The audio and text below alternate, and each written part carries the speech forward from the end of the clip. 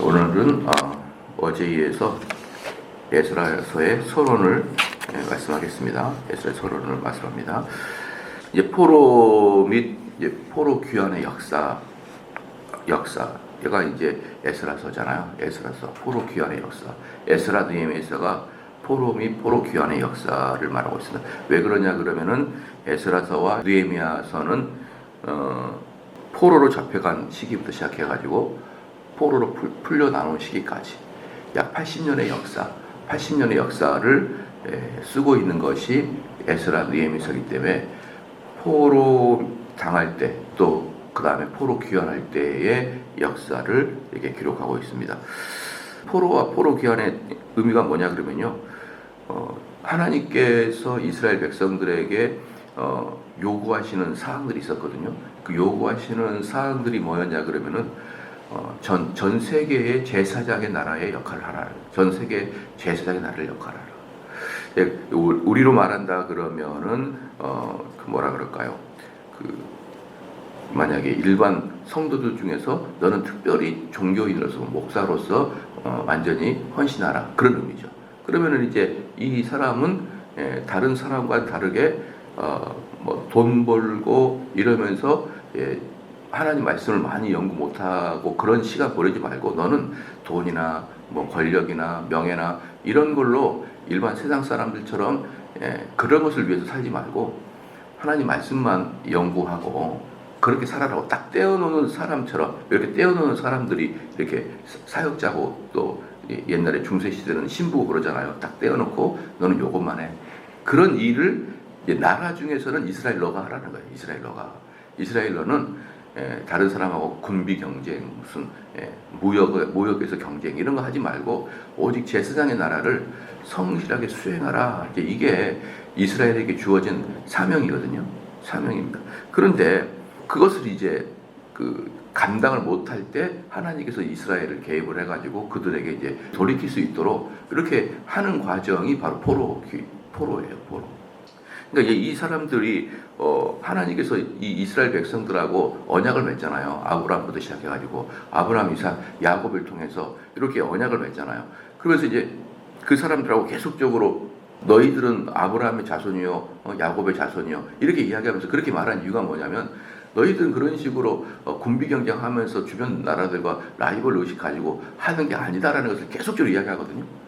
근데 이스라엘은 남유다 왕, 북이스라엘 왕, 이 남유다, 북이스라엘 이렇게 두 왕조가 남유다는 20명의 왕, 북이스라엘 19명의 왕들, 즉 거의 40명의 왕이 이렇게 통치를 했음에도 불구하고 약 300년 동안, 390년 동안 통치를 했음에도 불구하고 이 40여 명의 왕들이 현왕, 착한 왕은 3명에서 4명, 많게 잡으면 4명, 좀 적게 잡으면 3명 정도밖에 되질 않아요. 그러니까 그것도 남유다 왕만, 남유다, 북이스라엘 왕은 처음부터 끝까지 다 나쁜 놈이고요. 남유다 왕은 아무리 많게 봐줘도 4명 이상을 넘지 못하는 그런 정도의 왕인데, 그러니까 하나님께서 이스라엘 이 사람들을 도무지 용서가 안 되는 것이, 용서가 안 되는 것. 얘네들이 그런 것이 없어야 이곳은 참으로 이 제사장의 나라를 역할하는데 이게 아무리 두들겨 패도 되질 않아, 되지를. 그래서 이제 하나님께서는 때가 되어가지고 이 백성들을 완전히 싹 쓸어버리려고 마음을 먹은 거예요. 싹 쓸어버리려고 마음 먹은 게 그게 이제 포로로 잡혀간 것입니다. 이스라엘은 BC 722년에 완전히 멸망을 시켜버리고 아수르에 의해서 남유다 같은 경우 BC 586년에 바벨론을 통해서 포로로 잡혀가게 완전히 해버렸잖아요.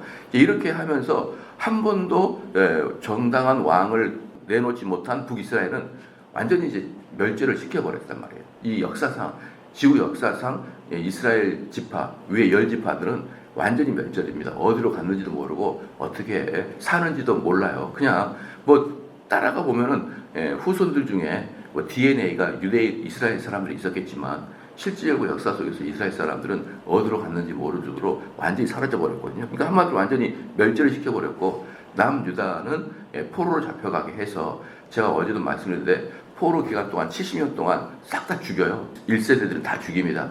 1세대는 죽이고 이제 2세대들 중에서 그들을 이제 회개하고 예루살렘에서 예배드리기를 소원하는 이제 그런 사람들의 마음으로 이렇게 모아가지고 다시 이제 남유다로 복귀를 합니다. 그래서 남유다로 이제 복귀할 때 이게 이제 이사야서부터 예언되어 있던 거예요. 남은 자들로 다시 이스라엘 하나님의 언약이 진행되는 것이죠. 그냥 하나님께서는 그 언약을 완전히 파기시키는 게 아니라 남은 자들을 다시 통해서 언약을 성취해 나가시는 거예요. 그래서 제가 어제도 말씀을 드렸는데요. 이 사람이 너무 고집스러워요.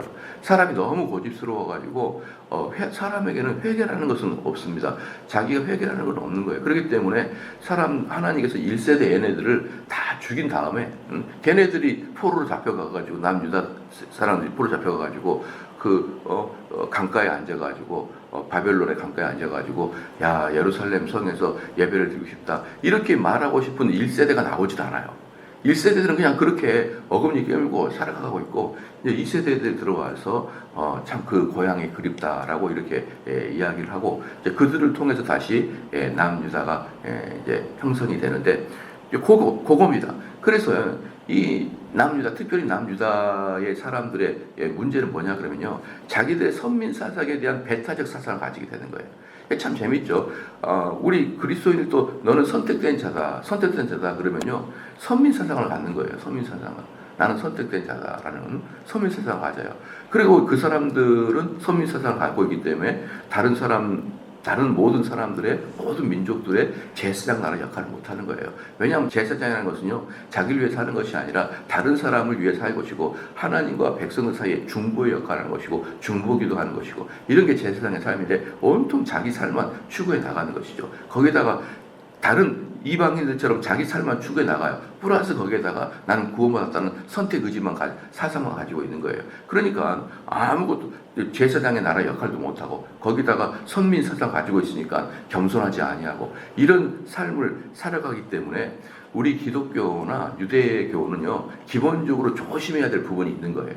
조심해야 될 부분이 있는데 바로 이 부분이 남유다에서 도무지 사람들이 알아먹지 못하더라. 이 부분이 여러분 좀 이해가 되시죠? 이 부분이 도무지 남유다 사람들과 북이스라엘 사람들이 이해를 못하고 그들의 평생의 삶을 그걸 실행하지 못해요. 그것은 무슨 뜻이냐 그러면 지금도 우리도 이 부분이 어렵다는 거예요. 우리들이 그리스도인이라고 말하지만 주님께서 말하시는 제사장의 삶을 살고 있느냐라고 할 때 이 부분이 너무 어렵다는 것이죠. 그래서 언뜻 보면은 저 사람이 정말 믿는 사람인지 안 믿는 사람인지 분간이 안 갈 정도의 삶을 사는 게 너무 많다라는 것입니다. 그리고 이제 오늘 또 이제 포로로 잡혀가는 것을 제가 다시 요약을 한번 더 해드릴게요. 이것도 이제 크게 보면 4번이고 정당하게 보면 3번이에요. 정식적으로 국가적으로 잡혀가는 거 보면 3번이고 아주 마지막 잔챙이까지 다 끌고 간 걸 보면은 총 4번인데요. 첫 번째는 이제 BC 605년에 느부갓네살 왕 때, 느부갓네살 왕 때, 그때 이제 유다의 왕은 여호야김인데, 여호야김이 3년 됐을 때, 바벨론의 느부갓네살 왕이 누구랑 전쟁을 합니까? 애굽이랑 전쟁을 하잖아요. 어디에서? 갈그미스 전투에서, 그죠? 갈그미스 전투에서 전쟁을 하는데, 이 갈그미스 지역은 어디냐 그러면은 아마겟돈 전쟁이 일어나는 그 지역이에요. 갈릴리 위쪽에 있는 평야, 녹지, 평야 지역에 거기서 전쟁을 했습니다. 그 지역이 어디라 그랬습니까? 남과 북으로 이어지는 교통과 모든 사거리거든요. 사거리. 그래서 메소포타미아 지역으로 가든지 아니면 남쪽의 유다 지역, 예굽 지역으로 가든지 이 십자 지역이 그 갈그미스 지역입니다. 그래서 그 갈그미스 지역에서는 엄청난 많은 전쟁이 일어났어요. 엄청난 많은 전쟁이 일어났고 그리고 하도 전쟁이 많이 일어나서 거기서 최후의 전쟁이 일어난다. 그래서 거기를 아마겟돈이라 그렇게 얘기를 하는 거예요. 하도 전쟁이 많이 일어나서 거기가 이제 열강들은 그 장소를 잡아야 되거든요. 그 장소를 잡아야 이제 지중해까지도 다 자기들이 포섭할 수 있으니까. 그래서 갈그미스 전투에서 애굽과 이 바벨론이 전쟁이 딱 붙어요. 전쟁이 붙어가지고 그때 이제 그 남유다 왕 여호야김은 그때 이제 애굽 편을 들었어요. 애굽 편을 들어가지고 전쟁이 끝난 다음에 느부갓네살로부터 점령을 당합니다. 예루살렘이 점령이 당하는 것이고요. 그 예루살렘이 점령이 당한 다음에 성전에 있는 그 기구들, 성전의 기구들이 뭡니까? 다 금박으로 되어 있잖아요. 성전에 있는 기구들의 일부를 바벨론으로 가져가 버려요. 바벨론으로 가져갑니다. 그때 이제 잡혀간 사람들이 왕족도 있었고 다니엘 같은 사람들이 소수가 잡혀가요. 그때 첫 번째 포로가 잡혀갑니다. 그러니까 이제 이 첫 번째 느부갓네살 왕이 쳐들어온 게 BC 605년인데 그때는 사실 전쟁에서 예루살렘을 무너뜨리거나 포로로 잡아가는 사람이 그렇게 많지는 않았어요. 그렇게 많지 않고 성전에서도 뭐 성전 기구들 있잖아요. 금으로 된 거. 그것들 정도 좀 많이 가져갔고 그다음에 왕족들과 귀족들 이렇게 몇 명 데려갔습니다. 두 번째 포로로 잡혀간 게 뭐냐면 이제 BC 507년입니다. 507년. 그러니까 한 100년 정도 후에 또 하는데 이때 이제 느부갓네살 왕이 그의 신복들과 이제 함께 내려옵니다. 내려와서 여호야긴 이제 그때가 1년 정도 됐는데 남유다 왕은 여호야긴인데 그때 이제 느부갓네살 왕이 예루살렘을 재침공하고 유다 왕 여호야긴은 항복하였고 느부갓네살은 대부분의 유다 백성들 잡아가고 성전의 모든 보물들을 다 가져갑니다. 다 가져가요. 성전에 있는 탁탁 긁어가지고 다 갑니다. 그때 이제 그 대부분의 사람들 이 2차 포로 때 대부분의 좋은 사람들 다 데려가요. 즉 누구만 빼고 데려가냐면은 연약한 자들 있잖아요. 그 뭐랄까요? 뭐 할머니, 할아버지, 병자, 그 다음에 공부 안 하는 자, 무식한 자, 요거 빼고 좀 쓸만한 사람들은 싹 다 잡아갑니다. 싹 다 잡아가요. 이때 이제 제일 유명한 사람이 에스겔 선지자가 잡혀가고 그다음에 모르드게가 잡혀가는 사건이 이제 여기서 일어나고요. 그다음에 이제 세 번째 포로가 BC 586년에 느부갓네살 왕의 시위대장 느부사라단. 그럼 목사님 느부갓네살 왜 이렇게 많아요? 느부갓네살 왜 이렇게 많아요? 할 때 이 느부갓네살은 어떤 개인의 이름이 아니라 바로의 왕처럼 예굽의 왕 바로처럼 왕의 직분을 이야기하는 거예요. 그렇기 때문에 느부갓네살은 어떤 개인을 딱 이야기하는 건 아니다. 바벨론의 어떤 왕의 이름을 느부갓네살이라고 한다라고 여러분이 보면 되겠죠. 느부갓네살이 엄청 많이 나오는데요. 막 그러면은 우리는 좀 헷갈리게 되는 것이죠. 이때 이제 3차 포로가 BC 586년이에요. 그럼 BC 586은 제가 뭐라 했습니까? 남유다의 멸망이죠. 그러니까 이때가 왕이 시드기야야. 그렇죠. 그러니까 이때가 사실은 공식적으로는 마지막 포로로 잡혀간 것입니다. 이때 느부갓네살이 이제 잡아가는데 이때는 이제 사실 포로도 잡아갈 것도 별로 없어요. 이때도 왜냐 그러면 바로 바벨론 왕 느부갓네살이 시드기야를 네가 왕을 해 이렇게 지정해 준 거예요. 시드기야 네가 왕을 해. 그러니까 시드기야는요 마지막 유다의 마지막 왕이 되긴 했는데. 사실을 통치할 사람도 별로 없어요. 좋은 사람을 2차 포로 때 다 데려가 버렸으니까. 그냥 정말 별로 쓸모없는 사람들만 통치를 하게 돼 있는 거예요. 그래도 어쨌든 왕을 줬잖아요. 바벨론이. 근데 이 시드기야가 무슨 바람이 불었는지 몰라도 갑자기 반 바벨론 정책, 친 애굽 정책을 펼치기 시작하는 거예요. 다시 바벨론을 포로로 끌려와가 다시 바벨론 들어와서 포로로 끌고 갑니다. 그때 예루살렘을 불태워버려요. 그게 이제 이스라엘 멸망이죠. 완전히 멸망이죠. 그러면서 이제 그나마 있던 사람들 중에서 좀만 쓸모있는 사람 다시 다 꺼내갑니다. 여기 이제 정식적으로 포로로 잡혀간 3차 포로고요. 마지막에 이제 4차 포로가 뭐냐면 이건 좀 재밌는 게 뭐냐면 바벨론에서 이스라엘에다가 총독을 보내요. 총독을 보냈는데 그 총독 이름이 그달랴야. 그달랴가 총독이 있는데 이 그달랴를 암살해 버립니다. 그 몇 명의 숨어있는 독립운동가들이 암살해버려요. 그러니까 이제 마지막에 바벨론이 와가지고 암살한 사람 싹 색출하고 그나마 몇 명 있는 거 싹 죽여버리고 몇 명 데려가고 그래 끝나는 거예요. 그러니까 마지막 네 번째 포로는 정식 포로로 잡혀가는 것은 아니었고 나머지 잔당 남유다의 잔당으로 있고 독립운동을 했던 그 사람 때문에 싹 다 죽이는 사건이 일어났다는 것이죠. 이게 참 재밌는 게 뭐냐면요. 어제도 제가 1차 세계대전 일어나는 과정을 좀 말씀드렸잖아요. 1차 세계 당시에 이 유럽은 두 세력이 탁 부딪혔단 말이에요. 두 세력이. 먼저 강대국이 된 선진화된 강대국, 후발 강대국, 이 두 세력이 유럽을 크게 부딪히고 있었단 말이죠. 그때 이제 선발 강대국은 어디예요? 영국, 프랑스, 러시아. 이게 선발 강대국이고 이 그룹이 하나 있고, 그 다음에 후발 강대국이 뭐라 그랬습니까? 독일, 오스트리아, 이탈리아. 요 두 그룹, 이 3연맹체, 3동맹체, 이렇게 두 그룹이 지금 아주 첨예하게 대립하고 있었는데, 이 오스트리아 제국이 뭡니까? 지배하고 있던 나라가 슬로베니아예요. 슬로베니아를 지배하고 있었는데, 이 오스트리아 황제가 그 슬로베니아 지역을 행차하다가 그 슬로베니아에서 그 18살, 한국의 19살 대학생이 그 황태자를 쏴버려요. 총을 쏴버립니다. 그래서 그 사람은 거기서 곧바로 잡히고, 그 다음에 황태자를 죽게 되는 것이죠. 그게 이제 전쟁이 일어나는 궁극적인 시작점이 된 거예요. 근데 슬로바니아 뒤에 누가 있었냐면 러시아가 또 돕고 있었거든요. 그러니까 러시아가 그 전쟁에 개입이 되고, 러시아가 전쟁에 개입이 되니까 동맹국들은 어떻게 됩니까? 자동 참전이잖아요. 러시아가 개입이 되니까 그 다음에 영국과 프랑스가 자동 개입이 되고, 근데 그 오스트리아가 전쟁을 하니까 오스트리아가 들어가니까 자동으로 독일, 이탈리아가 되게 되면서 세계 1차 세계대전이 일어났어요. 그러면 이제 저는 모르겠습니다만, 제가 그 나라를 가서 보는 건 아니었지만, 만약에 내가 슬로베니아 지역에 가가지고 역사를 봤는데, 그 아이, 19살 아이를 과연 영웅으로 봐야 되느냐, 아니면은 악당으로 봐야 되느냐. 왜냐 그러면, 왜 악당으로 봐야 되냐면, 이 아이가 그 사람을 총으로 쐈기 때문에 어떻게 되는 거예요?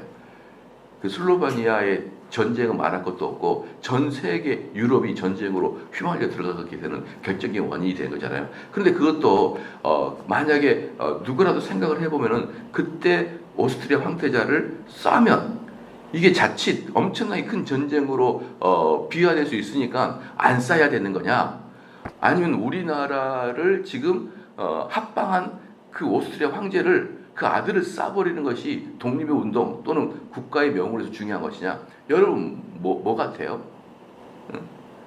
저는 그런 것 같아요. 물론 우리 민족적으로는 자긍심이 좀 생길 수 있을 것 같아요. 민족적 자긍심은 생길 수 있을 것 같은데, 그로 인한 핍박은 말할 수 없을 만큼이나 크게 다가오거든요.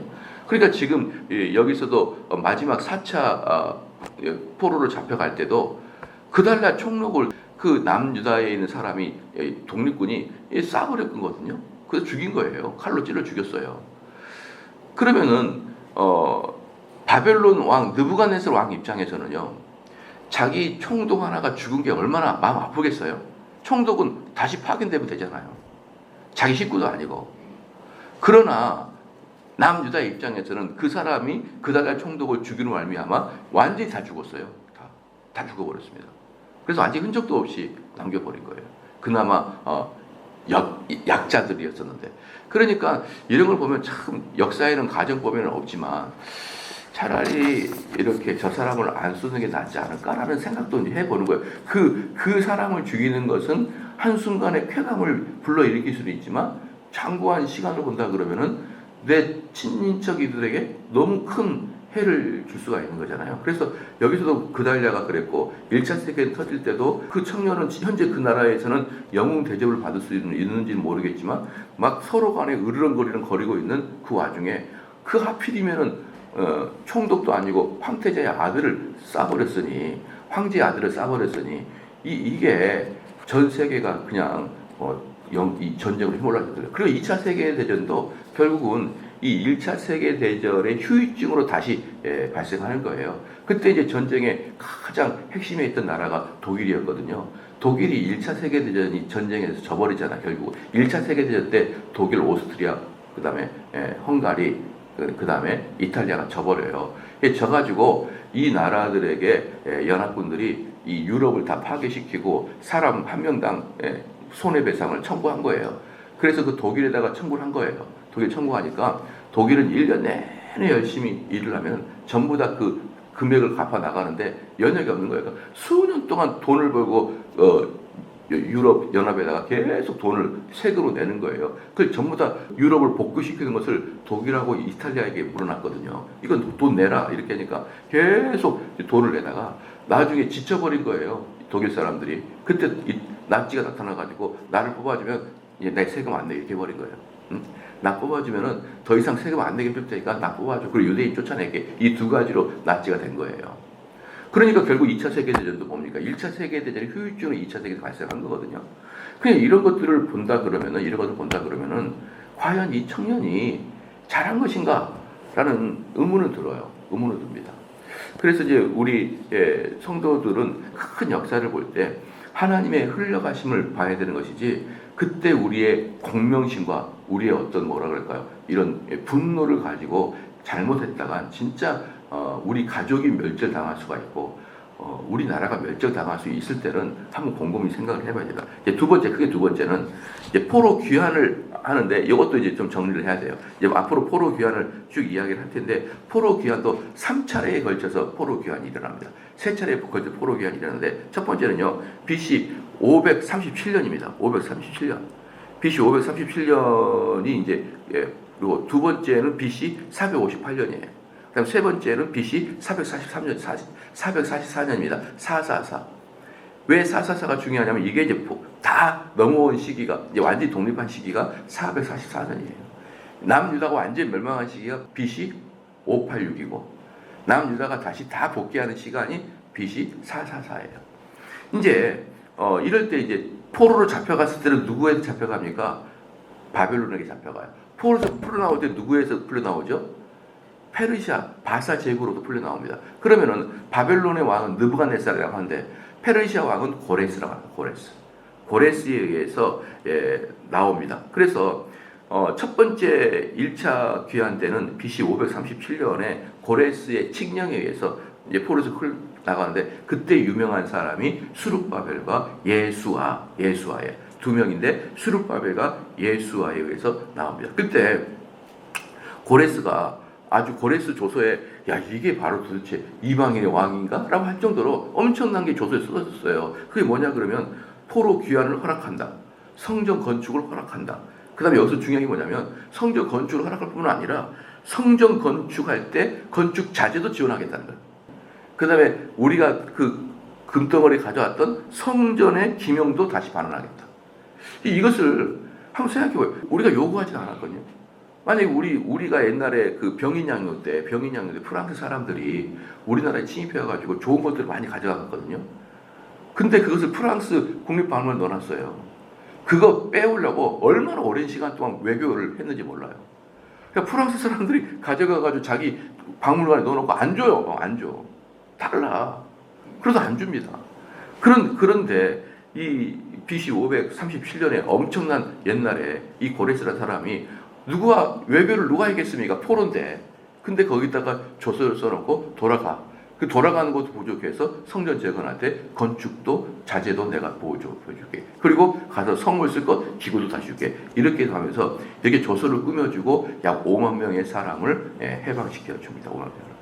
그러니까 그 5만 명이 누굴까요? 여러분 5만 명을 데리고 있으면요.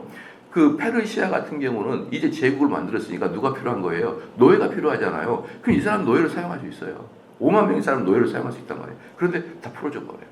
그래서 우리는 이 고레스를 뭐라고 합니까? 믿지 않는데 교회를 위해서 열심히 해줬던 국가 고위 관료들 있잖아요. 이런 사람들 우리는 통칭 고레스라 이렇게 표현해요.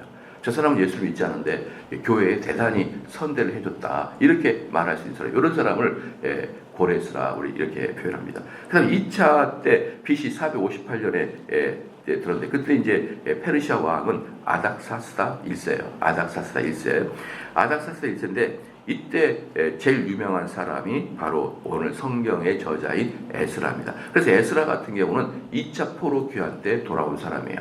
2차 포로 때 돌아온 사람이고 이때도 이제 조서 내용이 뭐냐면은 포로 귀환을 허락한다. 그 다음에 재물, 재정을 지원하겠다. 참 재밌어요. 왜 포로로 귀환시키는데 재물, 재정까지 다시 보완해 줄까요? 참 신기한 일입니다. 그 다음에 또 재밌는 게 뭐냐면 남유다의 제사장들 있잖아요. 성직자들에게 세금을 걷지 않겠다. 세금을 걷지 않겠다. 세금 면제시키겠다. 그 다음에 너희들 돌아가서 자체적으로 관료를 만들어라. 이렇게 아주 너그럽게 풀어줍니다. 이때 이제 추산적으로 어린 아이들까지 약 5천 명 정도 다시 포로를 보내주고 3차가 이제 언제냐면 아까 말씀드렸지 BC 444년 BC 444년이고 아닥사스다 1세 때입니다. 그때 3차 때 제일 유명한 사람은 느헤미야. 그러니까 2차 때 제일 유명한 사람은 에스라서 에스라. 3차 때 제일 유명한 사람은 느헤미야. 1차 때 제일 유명한 사람은 수르바벨 예수아. 좀 여기 정리를 좀 하셔야겠고 이게 정리가 안 되면 헷갈려요. 수르바벨 나왔다가 에스라 나왔다가 느헤미야 나왔다가 뭐가 먼저고 뭐가 나중이고 헷갈리는데 수르바벨 예수아 그 다음에 2차 때 에스라, 3차 때 느헤미야 이렇게 대표적인 사람들이 있습니다. 그 다음에 이제 3차 때 느헤미야의 이런 조서를 꾸며줬어요. 뭐라고 했냐면 예루살렘 성벽 재건을 허락하고 그 다음에 건축 자재를 지원하겠다. 성벽 재건을 허락하고 건축 자재를 지원하겠다. 그리고 몇 명이 포로에서 귀환됐는지는 잘 몰라요. 통계가 나와 있지 않습니다. 아마 나머지 싹 다 왔겠죠. 이렇게 해가지고 3차에 걸쳐가지고 이렇게 포로 귀환이 되는 것이죠. 얼마나 재밌습니까? 전혀 하나님 모르는 그 당시에 황제들은 무소불위의 권력을 갖고 있고 절대로 자비롭지 않은 잔인한 그런 사람들인데 어떻게 이 사람들이 3차에 걸쳐서 거의 100년에 이 3차의 기간이 거의 100년이에요. 537년부터 시작해서 444년까지 했기 때문에 100년에 걸쳐서 이렇게 꾸준하게 보내준 것이 얼마나 하나님의 귀한 역사인지 모릅니다. 그러면요 이제 여기서 제가 마지막에 이렇게 말씀드리는 게 뭐냐면은 포로 귀환 전, 포로 귀환 때 그 다음에 포로 귀환 후에 이스라엘 사람들의 마음이 달라져요. 왜냐 그러면요 포로 귀환 전에는 하나님께서 다윗의 집안에다가 언약을 맺잖아요. 다윗의 집안에 다윗의 위가 끊어지지 않겠다 그러잖아요. 그러면서 이스라엘이 첫 번째 사울 왕부터 시작해가지고 다윗왕, 솔로몬 왕 요 세 왕이 지날 때 최전성기를 누려요. 최전성기를 누리고 있다가 이 솔로몬의 우상 숭배로 말미암아 남북으로 나눠진다 그랬잖아요. 이 남북으로 나눠질 때부터 그리고 마지막 시드기야 왕에 이르기까지 거의 대부분의 왕들이 하나님을 대적하고 우상을 숭배했단 말이죠. 그래서 이들은 선민사들은 가득 차 있고 남을 배타적이고 그래서 지금도 이스라엘 사람들은요 어디 가나 미움받아요. 어디 가나 미움받습니다. 참 이 힘든 종속들이에요. 어디 가나 미움받는데 그래 놀라운 것은 뭐냐면 이스라엘 사람들이 한국 사람 되게 좋아한다고 그래요. 왜 이스라엘 사람 한국 사람 좋아하느냐? 같이 한 명은 독일인들에게 600만 명이 살해됐고 우리는 같은 기간 동안에 일본한테 고통을 받았기 때문에 오직 유일하게 바다를 일본과 한국의 사이는 바다를 동해라고 표현해 준 게 이스라엘이고 나머지 전부 다 자펜시라고 표현해요. 그렇기 때문에 우리는 모르지만 이스라엘은 우리를 상당히 좋은 관계로 우리를 쳐다보고 있어요. 이스라엘이. 그런데 우리는 이스라엘 별로 관심 없잖아요. 관심이 없어요. 근데 이스라엘 우리를 되게 좋아한다라는 거죠. 근데 그 이스라엘이 그래도 우리를 좋아한다 그래도 어디 가나 미운 짓을 해요. 어디 가나 미운 짓을 합니다. 우리 미국에 있는 민혁이 제일 베프가 이스라엘 사람이에요. 이스라엘 사람. 근데 아주 얘가 훈남처럼 생겼어요. 키도 크고 이스라엘 사람들. 그 동네가 이스라엘 사람과 한국 사람들로 쫙 많은 지역이거든요. 둘 다 자녀들 교육열 있어가지고 좋은 학군에 있기 때문에 학군이 좋아요. 그래서 학군이 좋아가지고 거기 다 이제 우리나라 외교관 자녀들 뭐 삼성이나 LG 자녀들 다 있는데 거기 학군이 좋으니까 거기 모여 살아요. 그래 거기 가면 반이 한국인이야. 영어를 잘 못 배워요. 그러니까 영어를 잘 못 배워요. 학군 좋다고 하는데 학군 좋다고 하니까 전부 다 한국인이에요. 거의 한 30%, 40%가 한국인이고 한 10%, 20%가 유대인이고 막 그래요. 그런데 이 유대인들은 제가 물어보고 야, 걔 괜찮냐? 너 걔랑 진짜 베프됐냐? 내가 물어보면은 진짜 베프라는 거예요. 왜냐면은 제 느낌에는 지금까지 경험한 유대인들은 전부 다 너무 뭐라 그럴까요? 삭막한 사람들이었거든요. 다른 사람에게 친절하지 않고 친절하지가 않아요. 그 친절한 눈빛이 다른 사람 약간 경멸하게 쳐다보는 눈빛이 있어요. 유대인들에게. 그러니까 가는 것보다 미움받는 것이죠. 그런데 이 유대인들이 계속 그렇게 살아왔어요. 그 다음에 그때 그게 이제 포로로 잡혀가기 이전이에요. 포로로 잡혀간 다음에는 이제 어떻게 됐냐 그러면요. 포로 잡혀간 이후에는 어떠냐면 그 사람들이 철저히 낮아지기 시작합니다. 낮아지기 시작한데 이들 사이에 이제 뭐가 서서히 생기냐 그러면은 그때부터 이 포로로 잡혀갈 때부터 무슨 말이 생기냐면 우리를 해방시켜주는 메시아가 나오면 좋겠다라는 사고가 그때부터 생기는 거예요. 포로기에 잡혀갈 때부터 메시아 사상이 싹이 틉니다. 포로 잡혀갈 때부터. 그러니까 이때부터 이제 서서히 구약의 막을 내리고 신약의 문을 열기 위해서 메시아 사상이 싹트기 시작하고 소수의 사람들이 그 메시아를 기다리고 있었던 것이에요.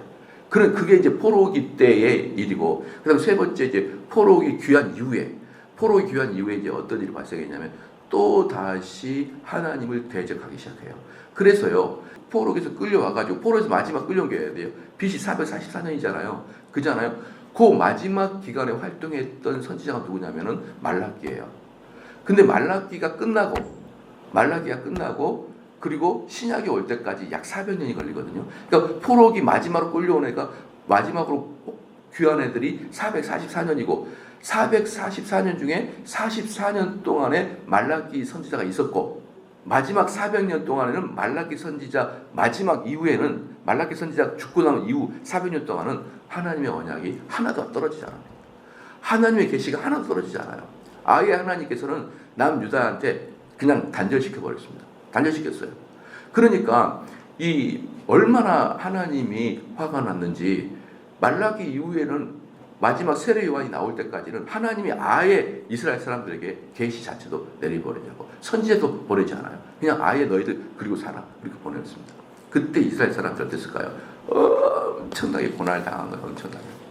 이 페르시아 바사 제국 다음에 누가 나왔습니까? 마게도냐를 중심으로 한 그리스가 이스라엘 사람들을 엄청나게 압박을 했고, 그 다음에 그리스가 끝난 다음에 로마가 엄청나게 유대인들을 압박을 했거든요. 그러니까 지금 유대인들은요, 이 성경 구약이 끝난 다음에 말라기서 이후부터 어떤 고난을 당하냐면 페르시아가 아니라 그리스에게 고난을 당하고 그 다음에 로마 지역에 고난을 당하는 이 사이가 400이 지나요. 그 동안에 하나님은 그들에게 아무런 계시도 내리지 않았어요. 그냥 너희들은 맞아 죽어야 돼. 그냥 내비둬야 돼. 유기삭들을 됩니다. 그때 이스라엘 사람들 마음속에 무엇이 있었을까요? 우리를 구원해달라. 그러면서 포로기 때 싹트던 메시아 사상이 활짝 폈던 것이 바로 그 400년 사이예요. 그걸 우리는 신약에서 중간기라 그러는데 신약과 구약의 중간기인데 그 중간기에 이스라엘 사람들은 어떤 마음이요? 메시아 사상으로 가득 찬 거예요. 메시아 사상. 그분이 오셔야 돼. 우리가 포로기 때 우리 조상들이 그렇게 메시아 사상을 그렇게 갈구했었는데 그 메시아가 지금 정말 필요해. 이게 이제 400년 사이예요. 그러니까 예수님이 딱 나오자마자 예수님이 나오실 때 많은 사람들이 내가 메시아다라고 소리를 쳤던 거예요. 내가 메시아다. 그러니까 세례 요한은 사람들이 메시아라고 여겼을 수 있을 거예요. 근데 세례 요한은 나는 메시아가 아니야. 내 뒤에 올 자가 그가 메시아야. 그러니까 세례 요한의 제자들이 예수님께 와가지고 당신이 깁니까라고 말하는 것은 뭐냐면 무언한 사람들이 자기가 메시아라 그러는데 진짜 당신이 그 메시아 한 명 그 사람입니까요? 왜? 메시아라고 말했기 때문에. 그렇기 때문에 예수님이 나와가지고 기적을 일으키고 예수님이 빵을 주자 수많은 사람들이 예수님이 메시아라고 생각한 거예요. 그러니까 예수님이 메시아니까 이분이 바로 헤롯 제국을 무너뜨릴 것이고 이분이 로마로부터 우리를 구원해 줄 것이라고 무수한 많은 사람들이 예수님을 따랐어요. 근데 예수님께서 말씀하시기를 나는 너희들이 말한 메시아가 아니야. 그런 식의 메시아가 아니야. 그러니까 이 따라다니는 유대 사람들이 어땠을까요? 그리스 제국, 로마 제국에서 얼마나 두들겨 맞았는데 이 어려운 이 환경을 해결해 준다고 말하지 않고 그것과 나는 상관없어. 그것은 그대로 가. 너희들은 그냥 그대로 고통을 당하든지 어쩐지 난 상관없어. 이거예요. 너희는 로마 제국에 고통을 당하든 말든 나는 상관없어. 이거예요. 그러니까 옛날에 루터도 그랬잖아요. 루터도 많은 농민들이 우리를 해방시켜 주세요. 그러니까 루터가 나는 농민 해방은 상관없어. 농민 해방은 상관없다는 게 뭐예요? 너희들이 지주 밑에 있어도 나는 어쩔 수 없어요. 만약에 우리 교회가 막 많은 사람들이 우리 교회에 소망을 갖고 있는데 독재자 밑에 있어도 우리는 상관없어.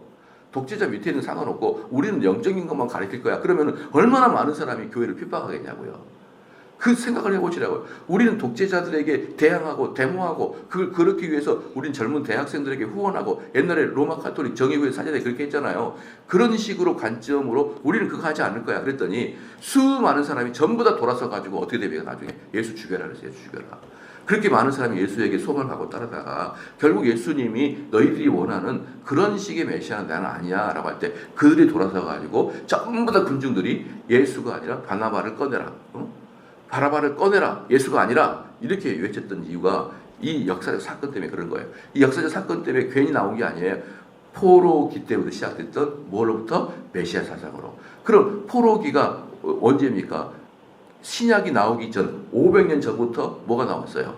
메시아 사상이 나왔단 말이에요. 그 메시아 사상은 뭡니까? 바벨론에서 석방해달라. 페르시아에서 석방해달라. 그리스에서 석방해달라. 로마에서 석방해달라. 이렇게 4개의 제국으로부터 석방해달라고 요구했던 것이 이스라엘 사람들의 외침이었어요. 근데 그것이 가장 극단적으로 드러난 사건이 언제냐면 로마 시대였단 말이에요. 왜냐면요. 이 바벨론 같은 경우는 예루살렘 성에서 전부 다 끄집어 갔잖아요. 로마는 어떻게 했느냐? 예루살렘 성에서 돼지 목을 따가지고 피를 다 뿌려버렸어요. 이스라엘 사람들이 이스라엘 사람은 돼지 손도 안 대요. 근데 가장 거룩하다고 하는 예루살렘 지성전 앞에서 양의 피를 뿌리는 그 지성전 앞에서 돼지 피를 해가지고 온천히 다 뿌려버렸어요. 엄청난 충격을 받은 거예요, 이스라엘 사람들은. 그러니까 그 사람이 무슨 마음이 생긴가요? 이 로마에서 우리를 해방시켜달라. 그런데 그렇게 수많은 사람들이 내가 해방자야 나타났다가 예수님을 죽이고 말아요. 그리고 이제 마지막으로 내가 해방자야라고 나타난 게 예수님 돌아가신 다음에 약 70년 후에 나타나요. 내가 진짜 해방자야. 그러면서 그 사람이 독립운동을 합니다. 그리고 로마 총독도 죽여요. 그러니까 진짜 이때 해방이 되는구나 생각했는데 그 독립운동 때문에 이스라엘은 완전히 끝나고 말아요. 우리가 이스라엘 여행 갈 때 마지막에 사해바다가 보이는 높은 성에 올라갔었잖아요. 마따디아 형제의 마지막 황제. 거기에서 마지막에 죽고 나서 이스라엘은 2000년에 이르기까지 1945년에 2차 세계대전이 끝날 때까지 약 2000년 동안 전 세계의 디아스포라로 흩어져 버린 사건이 그때. 그것도 제가 또 얘기했죠. 과연 그 마따디아 형제들이 애국자였을까? 그들로 인해서 2000년 동안 가까이 이스라엘 땅에서 완전히 사라져 버렸는데 보면은 하나님의 역사는 너무나 대단합니다. 너무 대단한 게 뭐냐면요. 이스라엘을 어디다가 뒀어요? 가장 예민한 지역. 북쪽이 메소포타미아 지역. 그렇잖아요. 이쪽 지중해 바다 옆에는 마케도니아 지역. 밑에는 애굽 지역. 이렇게 엄청난 사람들의 제국들을 사이에 두고 딱 가운데 이스라엘이 있어요. 그렇기 때문에 어떤 제국이든지 이 이스라엘 점령해야 모든 걸 점령하는 거거든요. 거기다가 이스라엘 딱 갖다 둡니다. 그래서 하나님께서는 이스라엘이 하나님께 무릎 꿇을 때는 부강하게 해주시고 하나님께 우상 숭배할 때는 하나님을 향해서 우상 숭배할 때는 딱 손을 놔버리면 이 막강한 군사들이 쳐들어와 버리고 이게 이스라엘이에요. 근데 한국과 똑같잖아요. 한국도 똑같아요. 막강한 애굽 제국, 마케도니아 제국, 메소포타미아 제국 이것에 못지않는 일본 제국, 중국 제국, 러시아 제국, 미국 제국 이 4개의 나라에 쌓여 있는 게 대한민국이잖아요. 그렇기 때문에 대한민국 지금도 봐보시오. 우리가 그동안 좀 잘 산다. 했잖아요. 우리가 잘 살아 세계 10위권 어쩐다 그랬잖아요. 그런데 하나님께서 딱 틀자 어땠습니까? 지금은 중국에 붙어야 되는지 미국에 붙어야 되는지 헷갈려요. 둘 중에 하나 붙으면 둘 중에 하나한테 맞아요. 이제 우리가 전 세계에서 가장 경제가 추락하고 있는 중이에요. 왜 추락하냐 그러면 우리는 그동안 수출을 거의 대부분 중국에 했거든요. 그 중에서도 반도체나 이런 거 많이 했거든요. 근데 중국의 경제가 떨어져 버리니까 우리가 팔 데가 없어요. 반도체는 쌓여 있어요. 산만큼. 그동안 우리가 잘 산다 했는데 알고 보니까 뭐예요? 중국 옆에 붙어가지고 중국이 이익 보고서 빼먹는 그 정도의 역할밖에 못했어요. 근데 하나님께서 우리 백성이 너무 말을 안 들으니까 미국과 중국을 딱 경쟁을 시켜놓으니까 우리는 그 중에서 둘 중에 하나만 선택해야 돼요. 그럼 어떻습니까? 당연히 중국한테 버림받게 되는 거죠. 그러니까 우리는 경제가 세계 최하로 바로 지금 성장률이 거의 0점대예요. 이런 상태에 우리 성도들께서는 이런 상태에서 뭘 느끼는지 모르지만 우리가 성경을 보는 사람으로서 이스라엘은요 어쩌면 우리 한국 똑같은지 몰라요. 얼마나 우리의 부강은 우리의 자체적인 부강이 아니에요. 주변 나라들과 관계에서의 부강이에요. 이스라엘처럼. 그렇기 때문에 우리가 아무리 잘났다고 노력해봐도요 하나님께서 이 국제정세를 흐트러버리면요 우리는 그냥 고래 싸움에 새우 툭 터지는 것밖에 안 됩니다. 그렇기 때문에 우리는 성도들이 더 기도해야 되고 성도들이 더 우리 한국은 하나님을 더 섬기는 민족이 돼야 되는 것이에요. 믿으시죠? 기도하시겠습니다.